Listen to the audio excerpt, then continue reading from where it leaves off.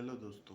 आज हम बात करने जा रहे हैं एनपीएस यानी कि नेशनल पेंशन स्कीम की। जब हम नेशनल पेंशन स्कीम की बात करेंगे तो हम इसमें क्या क्या बातें जानेंगे। नेशनल पेंशन स्कीम में सबसे पहले हम जानेंगे बेसिक और इंट्रोडक्शन की पेंशन क्या होता है, इसके क्या क्या महीने हैं, इसके बारे में जितना भी तो। उसके बाद एनपीएस से रिलेटेड एक सवाल हम स्कीम आई थी उसके बारे में जानेंगे। एनपीएस के रिगार्डिंग कितनी एजेंसीज बनाएगी, कौन कौन सर्विस प्रोवाइडर्स हैं, इसके बारे में भी हम थोड़ी सी जानकारी लेंगे। प्लान क्या होता है, एनपीएस के अंदर कितने टाइप के अकाउंट्स होते हैं, एनपीएस का रजिस्ट्रेशन का प्रोसीजर क्या है, कितनी अमाउंट हम एनपीएस के अंदर कंट्रीब्यूट करने वाले हैं, और उसके बाद वो जो अमाउंट हम एनपीएस की स्कीम के अंदर हम कंट्रीब्यूट करेंगे उस अमाउंट को एनपीएस में कहाँ कहाँ इन्वेस्ट किया जाएगा जिससे हमें रिटर्न मिलते हैं। इसमें कोई फिक्स्ड रेट ऑफ रिटर्न नहीं है जैसे एफडी है उसमें होता है, इसमें मार्केट पे डिपेंड करता है। तो कहाँ का और किस प्रोपोर्शनेट में, किस एसेट्स में, इक्विटी में कितना, डेट्स में कितना, इस बारे में भी आपको जानकारी देने का प्रयास किया जाएगा। उसके बाद कि अब आपने एनपीएस में पैसा डाल तो दिया, लेकिन अगर आप उसको निकालना चाहते हैं, कि आप विड्रॉ करना चाहते हैं, तो उसके क्या रूल्स एंड रेगुलेशन है विड्रॉल के, हम ये सारी बातें इस सीरीज में जानने का प्रयास करेंगे। अब हम सबसे पहले शुरू करते हैं जानने का। तो हम सबसे पहले जो शुरुआत करेंगे वो शुरुआत करेंगे एनपीएस के बारे में, कि अगर आपको जानना है कि एनपीएस क्या है तो उसमें सबसे पहले हम क्या जानेंगे कि पेंशन क्या है। सबसे पहले जो बात होगी वो होगी पेंशन से शुरू, कि पेंशन क्या होता है। पेंशन की बात करते हैं तो हम सबसे पहले बात करते हैं इससे पहले भी इनकम की, कि आपको अपने जीवन को एक सुचारू रूप से चलाना है, नॉर्मल रूप में आपने अपने जीवन की सारी दिनचर्या करनी है, तो उसके लिए आपको सबसे मेन जो जरूरत होती है वो होती है इनकम की, यानी पैसों की जो इनकम। और इनकम के लिए यानी कि अर्निंग फॉर लिविंग आपको बहुत ज़्यादा ज़रूरत है। यानी आपकी ज़रूरत क्या है, इनकम, जिसको हम कह सकते हैं अर्निंग फॉर लिविंग, इसकी जरूरत है। लेकिन अब बात करते कैसे, या तो अब इसके दो तरीके, या तो हम कहीं पर जॉब कर रहे हो या हमारा बिजनेस हो।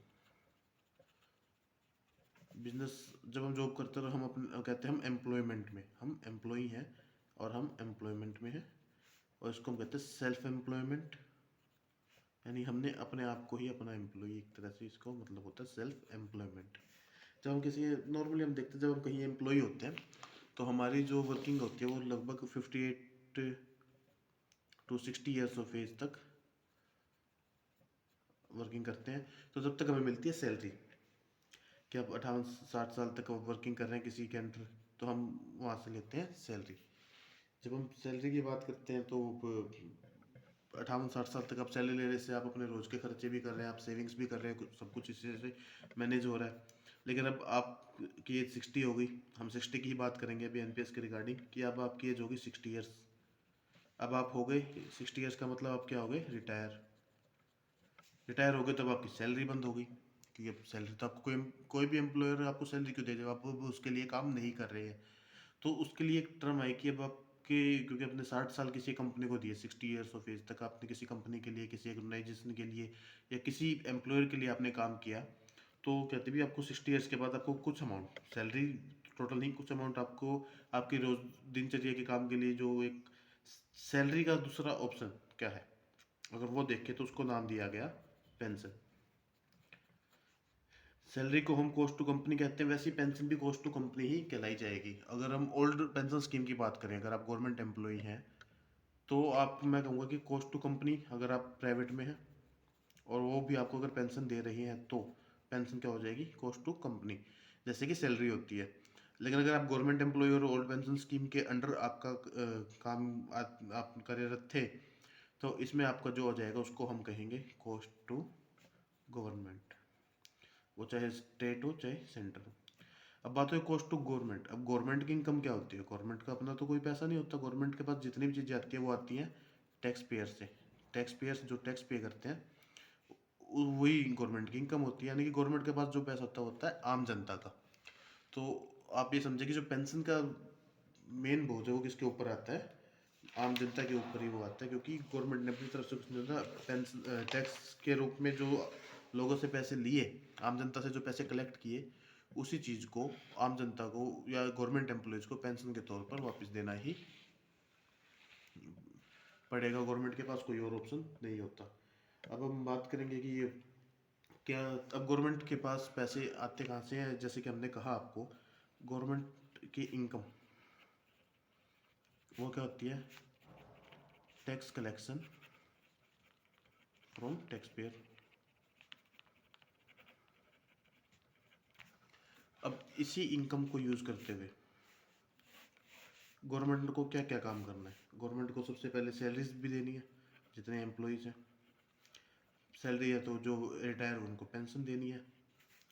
उसके बाद अगर कोई लोन किसी वर्किंग के लिए कुछ इंफ्रास्ट्रक्चर बनाने के लिए हमने लोन लिया हो तो उसकी लोन की रीपेमेंट करनी है विद इंटरेस्ट, क्योंकि फ्री तो कोई लोन पैसा आप क्यों ही देगा, चाहे गवर्नमेंट को ही हो।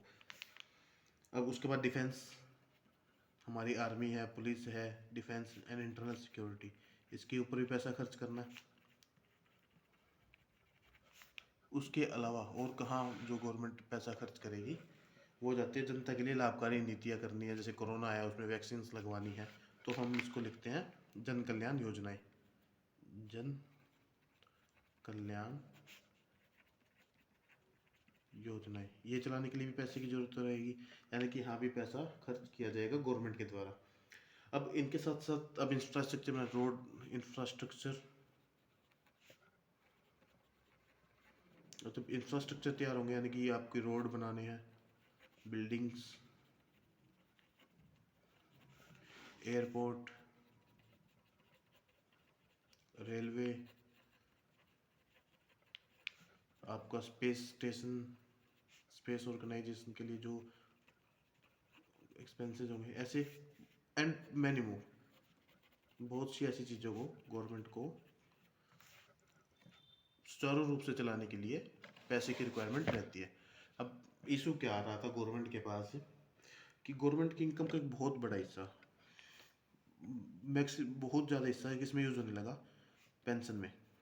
कि ऐसा होगा कि पेंशन का खर्चा एक तरफ आ गया, एक तरफ तो पेंशन एक्सपेंसेस, कि गवर्नमेंट के लिए कोई भी हो फाइनेंशियल टर्म में उसको एक्सपेंसेस ही बोला जाएगा, तो पेंशन एक्सपेंसेस, और दूसरी तरफ हो गए सारे के सारे ऑल अदर एक्सपेंसेस।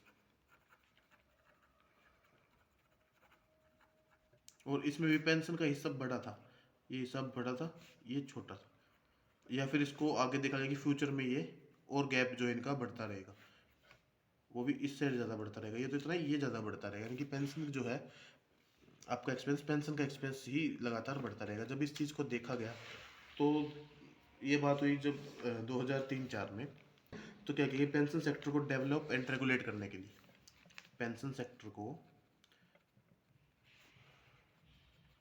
अच्छे से डेवलप एंड रेगुलेट करने के लिए क्या किया गया, 10 अक्टूबर 2003 को, 10 अक्टूबर 2003 को एक अथॉरिटी इस्टेब्लिश की गई जिसका नाम दिया गया pension fund regulatory and development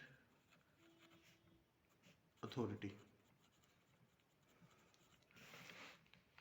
pension fund regulatory and development authority को इस्टेब्लिश किया गया, जिसने एक न्यू पेंशन स्कीम बनाई, जिसने इसने क्या किया, न्यू पेंशन स्कीम की पॉलिसी तैयार की, और ये कब से लागू हुई, 1 जनवरी 2004। यानी कि सबसे पहले क्या किया, पेंशन सेक्टर को, जब पेंशन सेक्टर में खर्चा ज़्यादा बढ़ गया तो गवर्नमेंट ने एक अथॉरिटी बनाई जिसका नाम दिया गया pension fund regulatory and development authority. ये बनाई कब गई, 10 अक्टूबर 2003 को। और उसके बाद ही एक जो जिसने न्यू पेंशन स्कीम की आधारशिला रखी, या ये कहीं कि न्यू पेंशन स्कीम की पॉलिसी क्या होगी, उसका एक बेस डिज़ाइन तैयार किया, जो 1 जनवरी 2004 से अप्लाई करने के लिए उसको लागू करने का एक निश्चय किया गया। अब भी इसका मतलब क्या हुआ कि न्यू पेंशन स्कीम, जिसको हम शॉर्ट में एनपीएस बोलते हैं, इसको न्यू पेंशन स्कीम, और बाद में इसको नाम दिया गया नेशनल पेंशन स्कीम। तो आम भाषा में एनपीएस इसका नाम हम बोलते हैं कि एनपीएस की शुरुआत हुई किस कब से, 1 जनवरी 2004। और ये किसके लिए आई, ये नहीं कि हर किसी के लिए, ये सब मेन आई गवर्नमेंट एम्प्लॉयज़। क्या आप गवर्नमेंट एम्प्लॉयज़ हैं, 1 जनवरी 2004 के बाद अगर आप गवर्नमेंट एम्प्लॉई बनते हैं तो आपके ऊपर एनपीएस लागू होगी, आपकी जो सेविंग्स है, पेंशन स्कीम्स जो है एनपीएस के अंडर ही लगाई जाएगी। गवर्नमेंट एम्प्लॉयज़, चाहे वो आपका स्टेट में गवर्नमेंट के अंडर थे, चाहे वो आपके सेंट्रल गवर्नमेंट के अंडर थे। सेंटर ने सबसे पहले ये लगाई, उसके बाद जैसे जैसे स्टेट्स ने इसको अप्रूव करते गए वो हर स्टेट में लागू होती गई। लेकिन इसमें सबसे मेन बात थी कि इसके ऊपर लागू नहीं थी। मैं फिर बता रहा हूँ कि हर तरह के गवर्नमेंट एम्प्लॉयज़ के लिए थी, सेंटर और स्टेट जैसे जैसे उसको अप्रूव करते गए और हर स्टेट, लेकिन किसके लिए लागू थी, एक्सेप्ट आर्म्ड फोर्सेस। हमने कहा कि हमारे जो आर्म्ड फोर्सेस हैं उनको छोड़कर ये हर गवर्नमेंट एम्प्लॉयज़ के ऊपर ये स्कीम को लागू किया गया। उसके बाद अब बात है कि गवर्नमेंट एम्प्लॉयज़ इसके अंडर रजिस्ट्रेशन करा सकते हैं अपनी पेंशन स्कीम के लिए, जितने भी कार्य है वो कर सकते हैं आर्म्ड फोर्सेस को छोड़कर। लेकिन उसके बाद एक बात फिर ये हुआ कि यही को 1 मई 2009 को, आपको डेट्स वैसे सिर्फ रेफरेंस के लिए, अगर आप किसी कॉम्पिटिटिव एग्जाम्स की तैयारी करें जहाँ पे इनका रेलेवेंस है तो आप डेट से याद कर सकते हैं, अदरवाइज इतनी रेलेवेंस शायद इस चीज़ की ना रहे। इसको सभी सिटीजन्स के लिए, ऑल सिटीजन्स ऑफ इंडिया, सबके लिए इसको ओपन कर दिया गया कि कोई भी हो, चाहे आप गवर्नमेंट एम्प्लॉय है नहीं है, आर्म्ड फोर्सेज में, जिसका भी मन करे आप इसमें वॉलेंट्री आप इसमें रजिस्ट्रेशन करा सकते हैं। गवर्नमेंट एम्प्लॉयज़ तो जैसे गवर्नमेंट एम्प्लॉय बनेगा उनको गवर्नमेंट ओपन करके ही देगी, उनको तो गवर्नमेंट करवाएगी कंपलसरी में। लेकिन अगर आप अदर देन गवर्नमेंट एम्प्लॉय हैं तो आप वॉलेंट्री आप इसके अंदर कर सकते हैं। इसमें कोई और ऐसा ऑप्शन लेके आएगा, चाहे आप किसी भी ऑर्गेनाइजेशन में काम करें, चाहे आप ऑर्गेनाइज्ड वे में अपने इनकम जनरेट करें, ऑर्गेनाइज्ड सेक्टर में है या अनऑर्गेनाइज सेक्टर में है, इसका कोई भी रेलेवेंस इसमें नहीं रह गया कि आप ऑर्गेनाइज्ड हैं, अनऑर्गेनाइज सेक्टर में वर्किंग कर रहे हैं, आप सिर्फ अपना वॉलंटरी है तो आप करवा सकते हैं। इस मॉडल को कहा गया all citizen model, all citizen model के नाम से भी इसको, जब ये आया तो उसको बोला कि अब हम ऑल सिटीजन मॉडल लागू कर रहे हैं, जिसमें कोई भी वॉलंटरी बेस पर इसमें अपना रजिस्ट्रेशन कराने का इच्छुक जो भी है वो अपना रजिस्ट्रेशन कराए और अपने पेंशन के लिए, अपने फ्यूचर के लिए सेविंग करना शुरू कर दे। अब जैसे कि मैंने आपको शुरू में बताया था, इसके साथ साथ फिर क्या होगा कि फाइनेंशियल, अब देखिए आप डेट्स देखते रहिए, हम लाइन में चलेंगे। 2003 में, अक्टूबर 2003 में सबसे पहले अथॉरिटी बनाई गई, जब इस पर ऊपर विचार किया गया। उसने एक स्कीम बनाई जिसको 1 जनवरी 2004 से लागू किया गया और 1 मई 2009 से इसको सभी के लिए शुरू कर दिया गया। अब बात आती है इसके आगे, हम चलते हैं जब 2009 तक आगे, अब तक इसमें यही चेंजेस हुए। हाँ, कितने परसेंटेज क्या था, गवर्नमेंट एम्प्लॉयज़ क्या करते हैं, कितना वो डालते हैं, वो हम आपको साथ साथ बाद में जब हम कंट्रीब्यूशन बताएंगे उसमें ज़रूर बताएंगे कि कितना परसेंटेज गवर्नमेंट का रहता है, क्या इंटरेस्ट ऑफ रेट मिलता है, कितना हमारा हिडन है, ये सारी चीज़ें हम उसमें डिस्कस करेंगे। अब फिर हुआ कि अब आया यूनियन बजट 2010-11, यूनियन बजट 2010-11, इसमें एक नई स्कीम जो इससे रिलेटेड थी, स्वावलंबन स्कीम, उसको इंट्रोड्यूस किया गया कि भी एक हम ऐसे स्कीम बनाना चाह रहे हैं।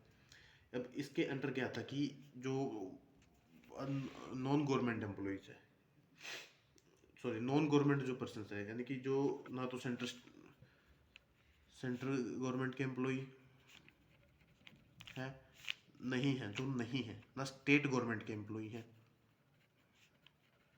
और ना ही किसी भी ऑटोनोमस बॉडी जैसे नगर पालिका इस टाइप के जो भी सरकारी कहते हैं ऑटोनोमस बॉडी, ना ही वो उनके एम्प्लॉय, यानी कि इन तीन के एम्प्लॉयज़ को छोड़कर, सेंटर स्टेट के एम्प्लॉय, स्टेट सेंट्रल गवर्नमेंट के एम्प्लॉय, स्टेट गवर्नमेंट के एम्प्लॉय और ऑटोनोमस बॉडी के एम्प्लॉयज़ को छोड़कर जो जितने भी आपके सब्सक्राइबर बचते हैं उनके लिए स्कीम है कि आप इस स्कीम के थ्रू एनपीएस में सब्सक्राइब करें। NPS subscriber other than above, इनके लिए क्या स्कीम है कि आप 1000 रुपीज़ पर मंथ आप एनपीएस में लगाइए और सेम अमाउंट यानी कि 1000 रुपीज़ पर मंथ गवर्नमेंट इसमें आपको गवर्नमेंट डालेगी, यानी कि 1000 रुपये हर महीने आप डालेंगे, उतने ही अमाउंट 1000 रुपये गवर्नमेंट डालेगी। गवर्नमेंट की लिमिट थी कि 1000 से ऊपर वो नहीं डालेंगे, यानी कि इसमें जो रहेगा आपका yearly 12,000 per month per year आपने लगाया, 12,000 पर एनम पर ईयर या पर एनम गवर्नमेंट इसमें लगाती थी। लेकिन ये ज़्यादा टाइम तक नहीं चली, यूनियन बजट 2010-11 में इसको इंट्रोड्यूस किया गया। अकाउंट्स ओपनिंग शायद 2013 में इनकी शुरू हुई थी उसके बाद फाइनेंशियल ईयर 2016-17 में, क्योंकि 2015 में अटल पेंशन योजना शुरू की गई, इंट्रोड्यूस की गई, और 2016-17 तक अटल पेंशन योजना ने इस स्कीम को, स्वावलंबन स्कीम को क्या कर दिया, रिप्लेस। स्वावलंबन स्कीम को किसने रिप्लेस कर दिया, अटल पेंशन योजना ने। कब, फाइनेंशियल ईयर 2016-17 से। यानी ये बहुत कम पीरियड के लिए ये स्कीम आप अपने पास रही। और इसके बारे में अगर बात करते हैं, क्योंकि को कंट्रीब्यूट था, अगर आप 1000 रुपये डालेंगे तो गवर्नमेंट डालेगी, काफ़ी गवर्नमेंट को आई थिंक इसमें भी नुकसान हुआ होगा, इसके बारे में मुझे ज़्यादा जानकारी अभी नहीं है। अगर आपको ये वीडियो पसंद आई तो वीडियो को लाइक करें, शेयर करें, और फाइनेंस नॉलेज को बढ़ाने के लिए और हमारी वीडियोस को तुरंत आपके पास पाने के लिए चैनल को सब्सक्राइब करें और बेल आइकन पर क्लिक करें। Thank you.